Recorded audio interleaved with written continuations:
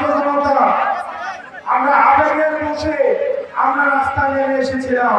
আমরা যখন রাস্তায় নেমেছি 16 বছর ধরে যেই স্বৈরাচার বাংলাদেশের ঘাড়ে বসেছিল, আমরা বুকে গুলি নিয়ে সেই স্বৈরাচারকে আমরা দেশ থেকে আমরা ভারতে বিতাড়িত করেছি। মানবতার টেররিস্ট হাসিনা মাঝে মাঝে সীমান্তের উপর থেকে টুপ করে ঢুকে পড়ার চেষ্টা করে। সীমান্ত কিন্তু জয়পুরহাটের ওই পাশে, টুপ করে কি ঢুকে পড়তে পারবে? ভারতের ওই পাশে আরেক কসাই মোদি আমাদের মুসলমান ভাইদেরকে মাঝে মাঝে বাংলাদেশে পুশিং করে।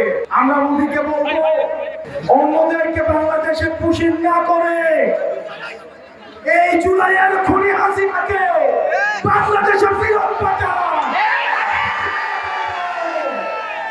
অনেক রাজনৈতিক দল আমাদের জুলাই গণঅভ্যুত্থানকে বলছে এটা নাকি আবেগের আন্দোলন, আবেগের আন্দোলন নাকি সংবিধানে জায়গা দেওয়ার দরকার না। আপনাকে সতর্ক করছি, যারা জুলাইয়ের বিপক্ষে অবস্থান নিয়েছে, যারা বিপ্লবীদের বিপক্ষে অবস্থান নিয়েছে, তারা মূলত আওয়ামী লীগকে আবার পুনর্বাসনের চেষ্টা করছে। আওয়ামী লীগের ব্যবসাগুলো কারা চালায় সেগুলোকে আমরা জানি না? এলাকায় চাঁদাবাজি কারা করে সেগুলোকে আমরা জানি না? বান্ডেল থাকলে প্রতি সেনমানিতে টাকা বাঁচবে। বিকাশ সেনমানি বান্ডেল কিনে জিতুন প্রতি লেনদেনে। আর এলাকায় চাঁদাবাজি হতে দেওয়া যাবে না, সন্ত্রাসবাদ হতে দেওয়া যাবে না, কোন আলেম উলামাকে নির্যাতন করা যাবে না, কোন মন্দির ভাঙা যাবে না,